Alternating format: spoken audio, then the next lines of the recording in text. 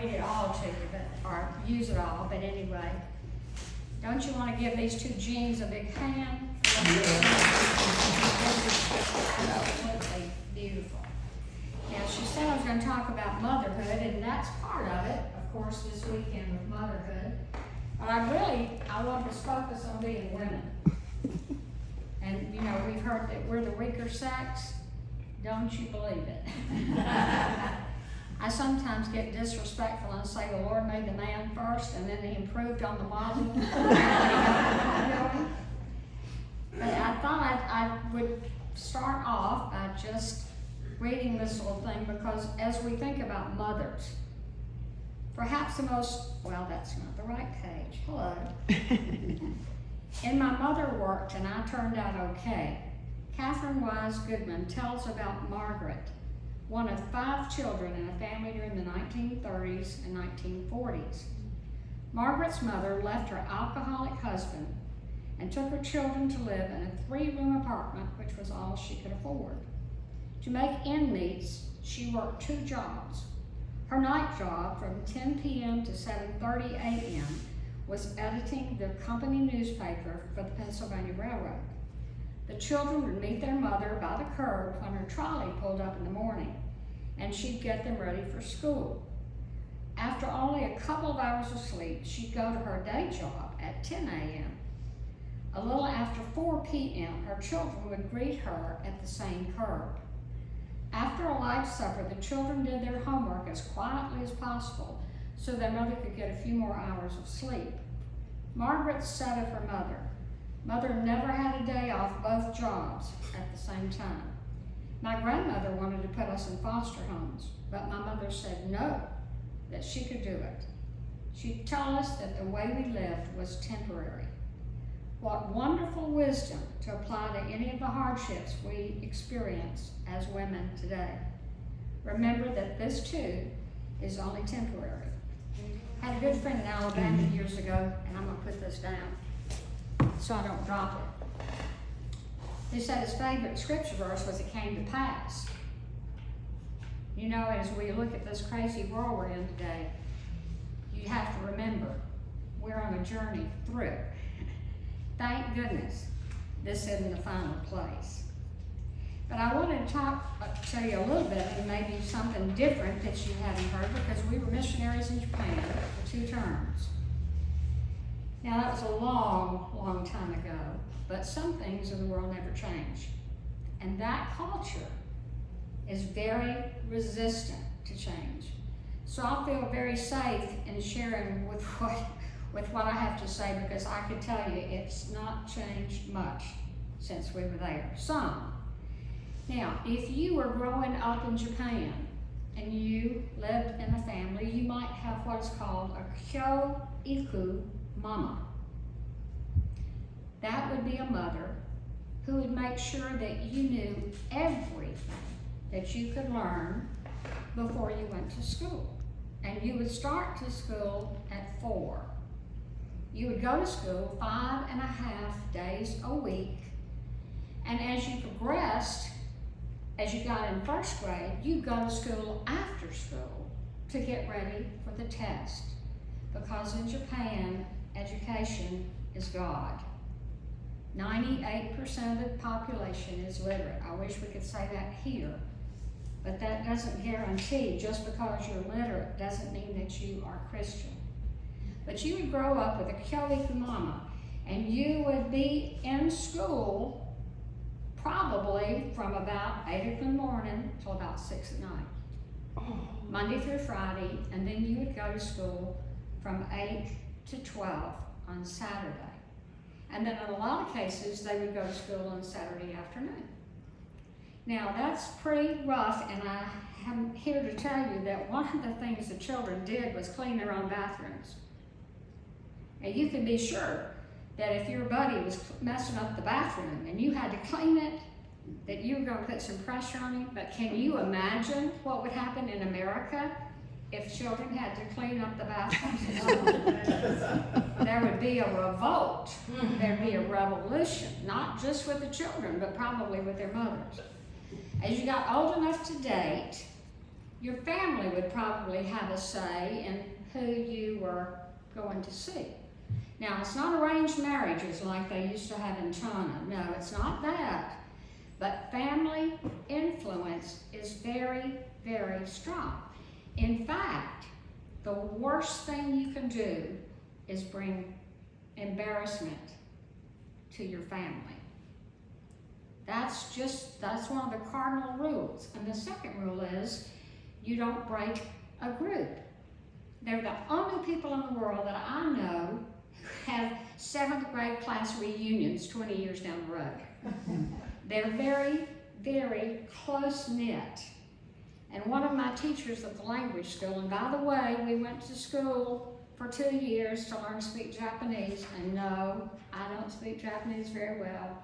It was a southern accent, konnichiwa, y'all. That's about the way that mine would come out. And whenever I would say anything, they'd look at me like, what planet have you come from? But you communicate anyway.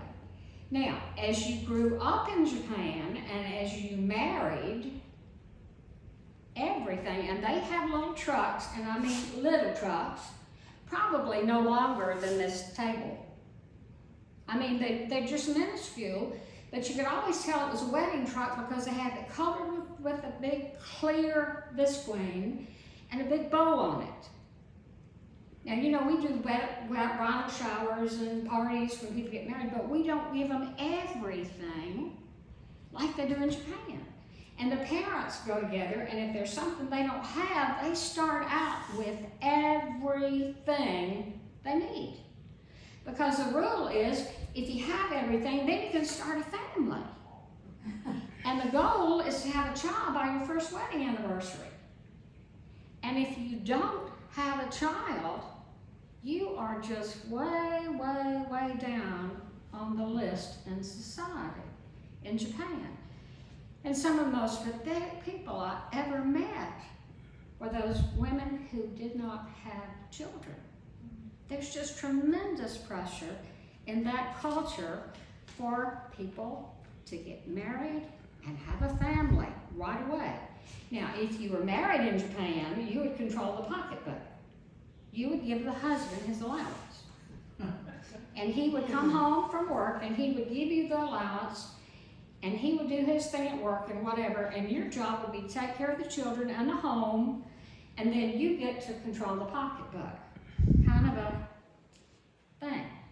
Now, I didn't mention growing up that your mama probably wouldn't discipline you much. But buddy, when you start to school, the teachers put the screws on you. And they have a saying, they call it a karawazu. It's a proverb.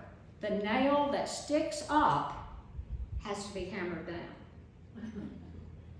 It's a country of 4 islands. And because it's an island country, you can't be a rugged individual. There are too many people. Somebody said, don't you worry about your children being alone? Alone? You are never alone. There are zillions of people. Think of the worst traffic jam you've ever been in. You have that picture in your mind? Okay, double that. And that's what it is in Japan all the time. And the reason for that is the country's mountainous. Got all this mountain range on one side, so we have a small land mass. So you have people on top of people. If you ever want to be a rugged individualist and be alone, don't go to Japan. Now, that pretty much is what happens in Japan growing up and getting married. Now let me tell you, the meanest people in Japan are grandmothers. I'm serious. You get on a train or you get on a bus, you get on public transportation, they will knock you down. And part of that is, it's a man's world. And they have been under somebody's thumb all of their life. So when they get a chance to be free, and it's interesting because if a woman loses her husband, you can just almost see the the relief that comes. Isn't that sad? But that's the way it is in Japan now. Grandmothers are mean because they get to finally have a say, and they rule with an iron hand, and they want that to be the thing. Now you can compare this with America. There are a lot of things we can learn from Japan. First of all, we can learn about family values and of all the goofiness that's going on in our world with this transgender insanity that's going on. We can learn from families. We can learn to put a priority on education again. Not that education is everything, but look how far we have fallen in the last 5 years. People don't want to do anything but be taken care of, and that's not biblical. It is not in this book anywhere. In fact, it says if you don't work, you don't eat, right? That's right. I hope that's in your translation. It's in mine. And so I wanted to compare those two cultures and give you an idea. And you know, in our culture, there's such a crazy thing for appearance. Now think about all the TV on commercial, and I'll just say it, they're sexist.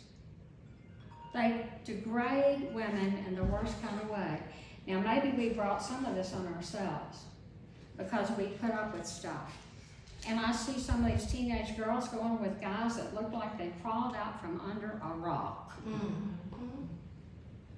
You know what I'm talking about? Mm-hmm. You see them.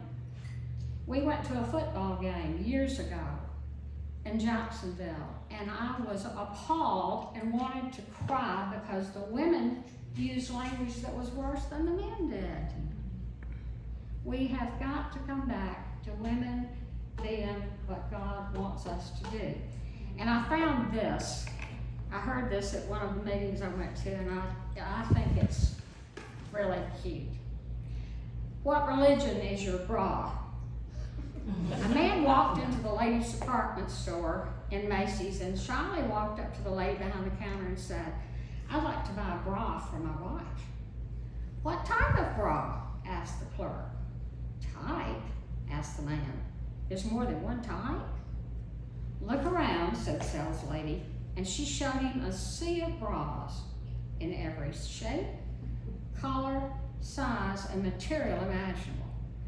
"Well, actually, there are only 4 types of bras." Relieved, the man asked about the types. The sales lady replied, "They're the Catholic, the Salvation Army, the Presbyterian, and the Baptist types. Which one would you prefer?" Now, totally befuddled, the man asked about the differences between them. The sales lady replied, "It's all really quite simple. The Catholic type supports the masses. The Salvation Army type lifts the fallen. The Presbyterian type keeps them staunch and upright. And the Baptists make mountains out of molehills." Have you ever wondered why A, B, C, D, D, E, F, G, and H are bra sizes? You ever wondered about that? Well, I'm here to inform you today. A, almost boobs. B, barely there. C, can't complain. D, dang. Double D, double dang. E, enormous. F, fake. G, get a reduction. H, help me, I've fallen and I can't get up. What made that so funny is the little lady that told us there was a pastor's wife. And when she told us that, we were all just in stitches because it was so funny and so true. Now I want you to help me for a minute. I want us to talk about women. I want you to help me think of some bad women in the Bible. Jezebel. Jezebel, all right? She was married to an evil king Ahab. Who else? She's the only one that comes to mind. You think about bad women in the Bible?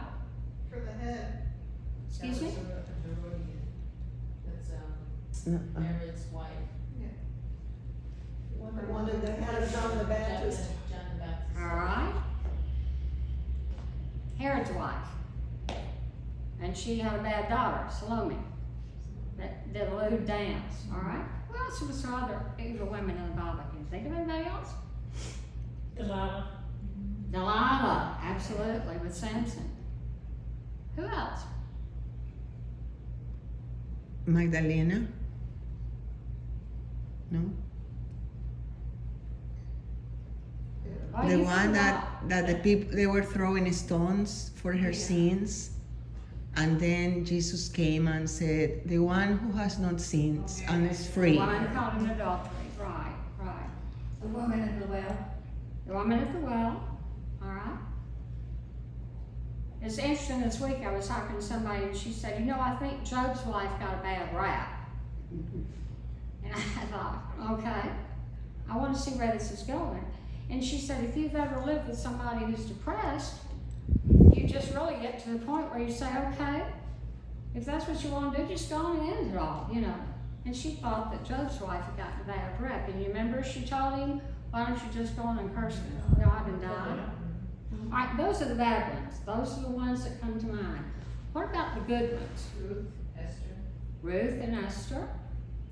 Mary, the mother of Jesus. Sarah? Okay. Now you think about the evil, and what are the characteristics of the evil? They don't have God. They were That's adoring. basic. Yes, ma'am. They were adoring other gods, fake gods, All right. like Jezebel. They were interested in other gods. What about greed?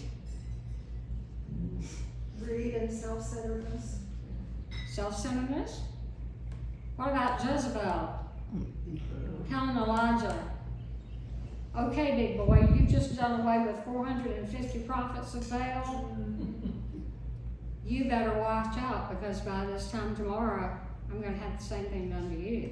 And what did he do? He ran. He ran as fast as he could and as hard as he could to get away. There are very few things more powerful than a vindictive woman. And that's a sad state of affairs, but it's absolutely the way that it's true. I did a little research and I discovered that out of 66 books in the Bible, how many of them do you think talk about womanhood? Would you like to guess? I don't have a prize to give you for the winner. Maybe you can have an extra dessert. But 62, maybe all of them. 32 books out of the Bible have verses and have lessons about womanhood.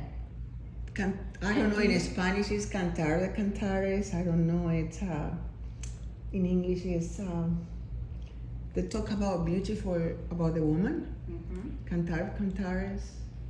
But there are 32 books that have been mentioned. There are 18 in the Old Testament and 14 in the New Testament that talk about that. There are over 100 verses in the Bible that talk about motherhood. And you remember Jesus was one of the first ever to recognize the importance of women.